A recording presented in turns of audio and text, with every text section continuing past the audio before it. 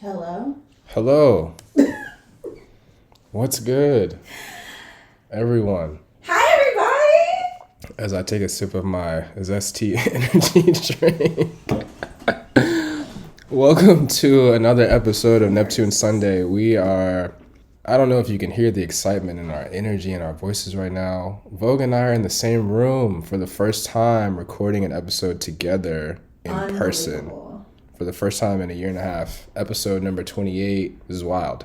I'm really excited. It's good to see you in person, kid. It's good to see you. I see you like once every 2 years, so I'm like really excited. Man, a lot going on. So, backstory. Let's paint the scene. We're here in Philadelphia where I live. Vogue is here visiting my cousin, my sister, Rachel, who is the reason why me and Vogue even know each other. Correct. And yeah. You guys have her to thank for this podcast even existing. Do you want to say hi, Rachel? Oh, hello. It legitimately is her fault that we are doing this. Yeah. So, thank you. Thank her, write her a letter saying, like, what have you done, whichever you prefer. All right, cool. So, a lot to get into. Obviously, this is our wrap-up of the year episode. It's been a wild 2022 for a lot of reasons in general, but specifically in the world and the universe of Pharrell and Chad and Neptunes.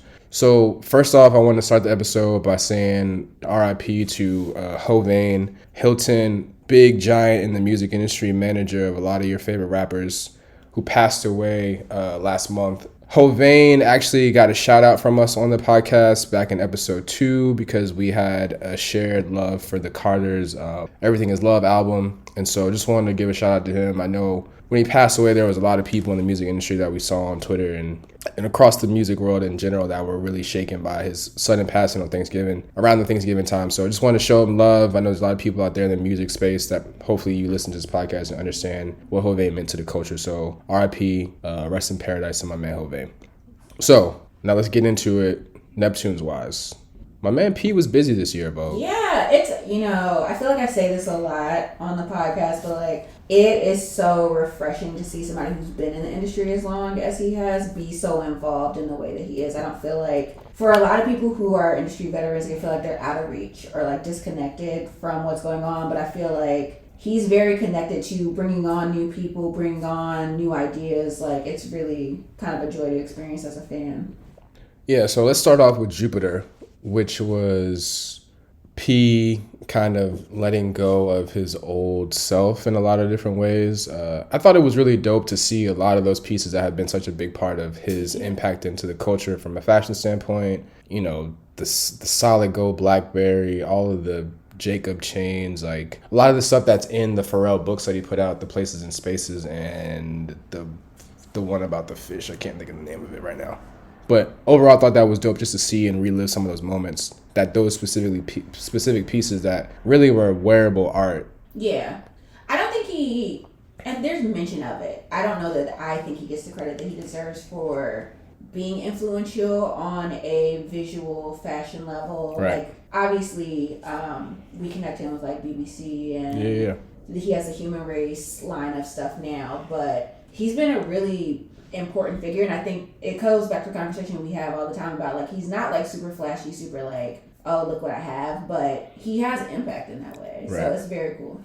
So my favorite part of the whole Jupiter thing was obviously seeing a lot of his, people we refer to as Pharrell's kids be involved in that, and like Kid Cudi actually I think bought one of the nerd chains. But P had a quote which I thought was very quintessential of the moment and the whole reason why Jupiter existed. He said, "My presence walked around my past while knowing what's coming in the future." I'm like, come on, bro. Like, that's classic Pharrell shit right there. But I thought that was dope perspective of what Jupiter was and what Jupiter means to him. Why are you looking at me like that?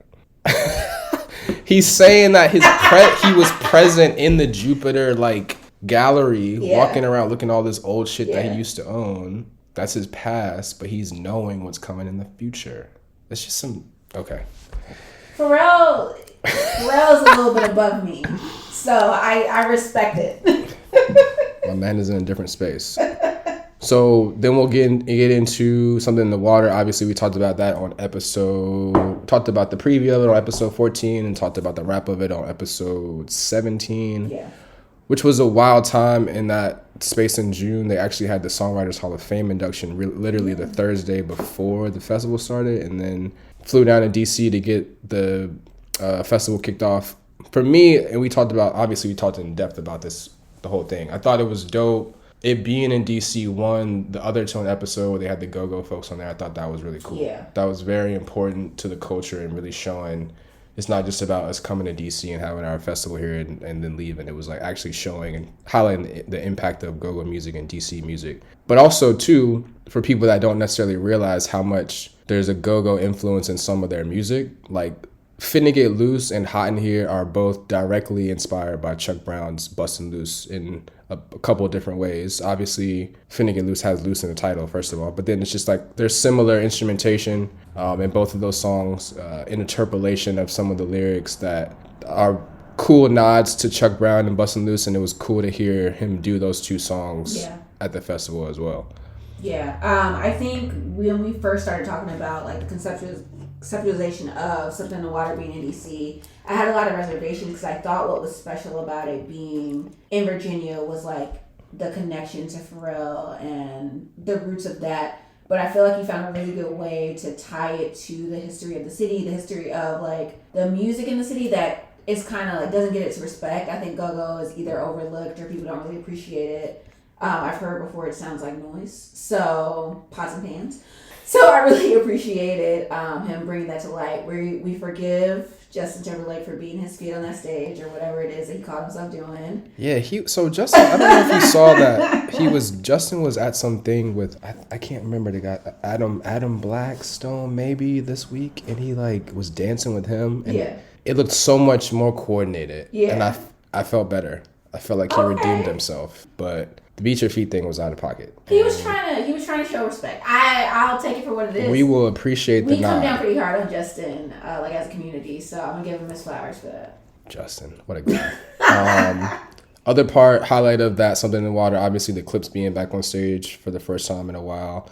In addition to that, they also performed together at the BET Hip Hop Awards and then again at Complex Con, which was crazy. There was a whole panel with I think Family, my guy Andrew Barber from Fake Shore Drive, and the Clips, and Stephen Victor at Complex Con just talking about the history of Laura Willing, which was dope. One of the nuggets from that was P revealing that all the Hell Hath No Fury beats were from the Jay-Z folder, and he stole them from P, and they should have been on Kingdom Come, which is like, I don't claim to know the ins and outs of the music business, but who allowed Jay-Z to choose the records and the beats that he did for Kingdom Come instead of those? Like, Anything You Want Girl gets a lot of flack on this show as being arguably the worst of the Pharrell Jay-Z collaborations. There are so many better Pharrell beats, Neptunes beats on Hell Hath No Fury that Jay-Z had. Apparently had options to choose and for some reason did not. But I'm going to be honest with you. I don't remember a single song from Kingdom Come. And I think that's why. I think that like the decision-making process didn't pan out. But he's okay. He's doing fine. Yeah. So Something in the Water coming back to 757, which is great. Everyone's excited about that. P announced that at the Mighty Dream Forum in Norfolk. Yeah, Key, we got the tickets already. It's happening. We're going. It's done. Like, we bought the tickets the first week. Thank you, Key. Key's standing right here, too. But, yeah. So, you gotta get on it, man. Like, I'll work it out. Speaking of that, I mean, this week it actually got announced that the city is giving like $3 million to Pharrell's cousin's family as part of the settlement for him being killed by police. I guess that was 2 years ago, maybe. So all that, like, glad that situation is finally coming to a resolution, as well as Something in the Water going back to 757, just wrapping that whole nasty, toxic conversation up. So happy for that to be settled. Happy for P and his family. Yeah, you can never bring him back, but giving them the peace of mind in that way, I feel like is a good step forward. For sure. So now that we've got all of the current events out of the way, let's talk about the music. All right, Vogue. This year, Pharrell was so active this year. He a lot of shit came out. So just to run off the list for all of you guys who may or may not have been paying attention, Obviously, Cash In, Cash Out was big with Tyler and 21 Savage. Couple of Rosalia joints. Half the production on Pusha T's It's Almost Dry. Kendrick, Mr. Morale. Lotto, Real One. There's a couple tracks on I Know Nego. Toby, Lord Forgive Me. Jack Harlow, Movie Star. Travis Down Atlanta, which I actually am a fan of.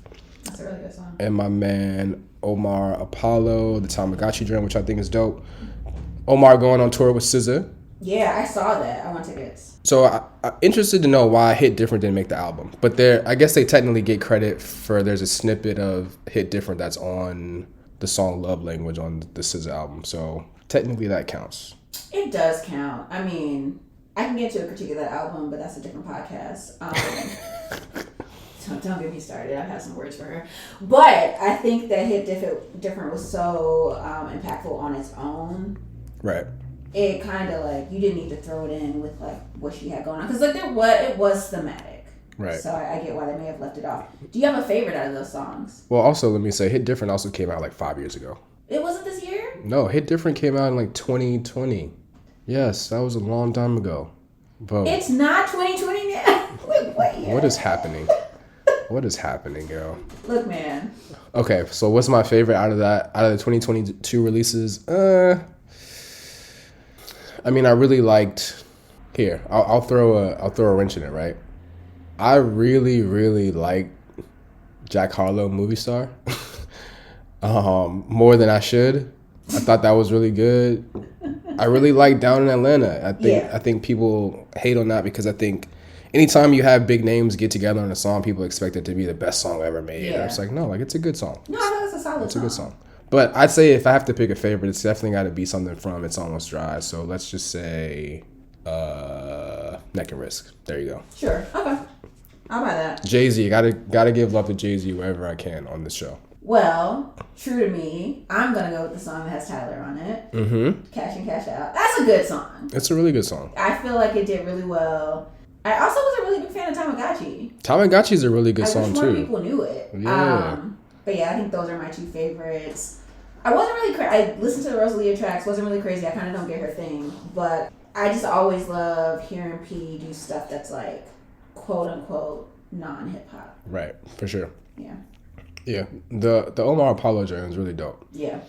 So another huge part of 2022 in terms of the Neptunes universe is 2002, 20 years ago, there was a ton of 20-year anniversaries of songs that were part of their incredible run from basically 2001 to 2002. So looking up some information from this year or from that year, there was 22 songs that charted top 40 on Billboard in 2002.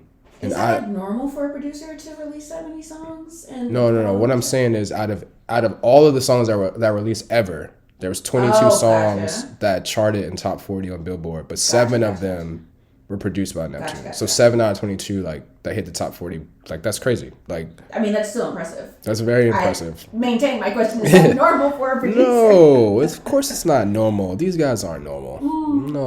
No way. So, thinking back, this is a difficult question. Top 3 songs from 2002 that we celebrated this year. A 20-year anniversary. I plead the fifth. I can't answer this question. It's an easy question, Bo. No, it's not. First of all, Beautiful is one of the best songs of all time. Mm-hmm. If you give me a top 5 of all the songs I've ever heard in my life, it's top 5. But like it's really hard not to put like the whole Justified album on there. So like stuff like that. And then also I really loved I don't like the sound of your voice right now. I really love You Better. Mm-hmm. I also, I'm a big Nori fan. Right. Really big fan of Nothing. Okay, those are my 3. Yeah. Okay. But I feel so like what is your it's 3? short-sighted. Go say it again. Beautiful. Mm-hmm. Love You Better. Mm-hmm. Nothing. Okay. Yeah, Nothing is a big record. Shout out to my man Armani White. He's a Philly kid. He's blowing up off his song Billie Eilish, which actually samples Nothing. It's really good. Like I really like that song, and I think that it's really dope to see the love he's gotten from Nori. Right, Nori's going to be on a remix that they performed at the Hip Hop Awards, which was dope. But it's crazy to me. It's a perfect example of where we are in the world of music right now. Like it blew up on TikTok. And it literally is less than 2 minutes long. Like, it literally is the formula of how you're going to break a hit record in 2022. Make sure it's TikTok friendly and make sure it's short as shit. Yeah. So people can listen to it quickly and listen to it a bunch of times. If I got to pick 3 from 2002, I mean, you know, what haven't we mentioned? I mean, Scarface had that Someday joint, which I think is not a favorite, but it's an underrated deep cut. Mm-hmm. Could pick something from Blueprint 2. Shout out my man Frazier for that episode. It was really dope in that episode to have Frazier talk about how the whole album is basically a Nas diss. Like, that was hilarious. What a time to be alive. Right. I think if I got to pick 3 from 2002, I got to pick a song from Lord Willin', so I'm going to go with Virginia. And then I'm going to pick one from the Blueprint 2, so I'm going to go... Excuse me, miss. Okay, absolutely. And then can't talk about 2002 Clips Pharrell without saying what happened to that boy. Yeah, fair. It's just like, even when I hear your songs, I'm like, I sound crazy because it's hard to pick just There's 3. so many songs. It was just such a good year, and like living through it, it was honestly some shit we had never heard before. Crazy. I mean, the second version of In Search Of came out in 2002. I mean, shit, Hot in Here on Nellyville was crazy that year. Talked about Beautiful, also had Church to the Palace on that album. Common, Electric Circus, like, Come Close is such a beautiful ass song. Like, I was watching the video. The anniversary of that was last week. That's a good video. Like, I don't know if it's because I'm getting old or because, like, I'm settled in love. Like, that, like, it made me tear up. Like, That's I was beautiful. actually, like, That's emotional really watching that video. For those of you who haven't seen the video, right for those of you who haven't seen that video, go watch it. Like, I don't want to ruin the surprise, but it's very, like, if you think about at that point in 2002, like, that was some pretty intense, like, in a good way, shit. So, I mean, shout out to Common. It's 20 years ago, so if there's still a surprise there, I'm a little concerned. I mean, there may be some young people that listen to this that have never heard it or seen it. You know what? Fair. That is fair. No spoilers. No spoilers on Neptune Sunday. So looking into 2023, obviously, let's start with the milestone. So, man, shout out to my boy, Patrick Pryor, another former guest, production duo, Tokyo Ave Sound, my guy. So he saw that one of the Neptunes, Star Trek, what's the word I'm looking for? What's the show on TV One? It's like not Undisputed, but like Unsung, yes. So Patrick Pryor saw that one of the Star Trek unsung heroes of the movement, Tammy Lucas, was posting demos from 1993, which would be 30 years ago next year, 2023, on YouTube. And he was like, yo, go check these out. So he sent them to me. First of all, Tammy Lucas's voice was crazy. Like, she deserves mad flowers. Like, people probably recognize her most from her part on Super Thug, which is dope. But, you know, just listen to some of them. Like, it's very early developmental Neptune sound. I think that, you know, there's a demo from Use Your Heart on there, which was crazy to hear her version of that. Wow. So it was cool to just listen to some of those, to hear P still rapping and being referred to as Magnum the Verb Lord, which was wild. But that just shows 30 years ago that these guys were like really getting started and really having success. And so that'll be a cool thing to see what happens next year, 30 years of them doing work and working with Teddy Riley and those guys. 20 years next year in 2023 of Clones, Black Album, and then Your Girl. Tasty. I gotta say, these 3 albums specifically are like fundamental to my musical taste in general. Tasty was such an important album for me. I listened to the Black Album every morning before school that year, which I thought that's when I really got into rap, so I thought I was so cool. I was like, I listen to Black Album every morning. So I just feel like they all like really stay with me. I've gone back and listened to, I think, all 3 of those albums this year, and they're really solid still. So I'm excited to like kind of dig in and talk about the process and look back on what those sounds were like. Yeah, Tasty, obviously everyone knows Milkshake from Tasty, but the other Neptune joint on there that I really like is maybe Protect Your Heart, Protect My Heart. That's a really good one. Shout out to Khalees. I'm not going to get into any more Khalees. Just all love. Shout out to Khalees. She's my boo. We love her. What else? 15 years for Seeing Sounds, which is dope. 15 years for Common's Universal Mind Control, which has some really underrated joints on there.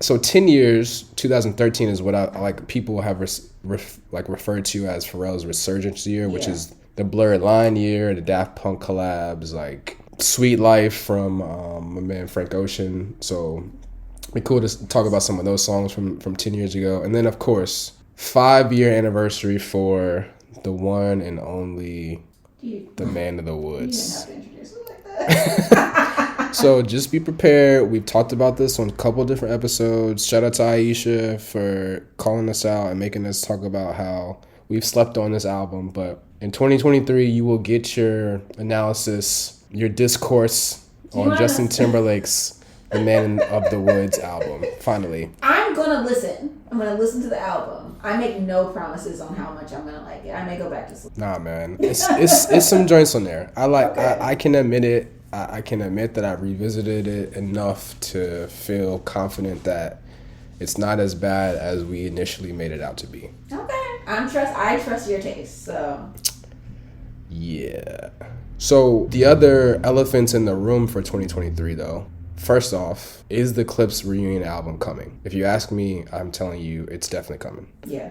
But who am I? I'm just a guy with a podcast, and I don't know for sure, but I have a good hunch. So we're music fans. We you can kind of see the tide, the way that the waves are turning. I feel pretty positive about it. It's got to happen. I just the marketing person in me doesn't understand why it didn't happen already. Yeah. Because you want it to happen. I guess maybe the plan is you do all these reunions 20 years after Lord Willin' and you do the album 2023. Okay, cool, that makes sense. Yeah. But my man, so Clips collaborator Ab Laba from Philly posted on his Instagram maybe a couple months ago that he was in Virginia Beach, and I was like, see, that's it. Yeah. He's down there. He's on the album. They're working on it. It's happening. Yeah. That confirmed it for me, but we will see. I feel really strongly positive. Like, No Man was coming back. Like, all the pieces are in alignment for it to happen. I think it would be a wasted opportunity for it not to. So then the other elephant is this Friends album, Friends with a PH, that Of course. Pharrell alluded to in his interview on Rolling Stone with, so is his name, like I don't know BTS at all, like I feel bad. Do you know BTS? I mean, I was hoping you were going to ask me. I know one song. I think it's like Fireworks. Okay. It's something with fire. So apparently, like, we both acknowledge that BTS is a big deal. Yeah, we should know. And the fact that BTS is on this Friends album, and the fact that P announced the album during this interview with the guy from BTS, RM. I guess I'm just going to say RM. We ask your forgiveness. There we go. But he also said, which is really interesting, that this is going to be Friends Volume 1. So how many volumes are we getting, P? Like, you can't be playing with our emotions like that, bro. Like, I will be mad. Too, so let's not get too ahead of ourselves. Right. I just feel like I will be disappointed if it's just a bunch of songs we've already heard already. Like, if we're going to get Cash and Cash Out, Down in Atlanta. Yeah.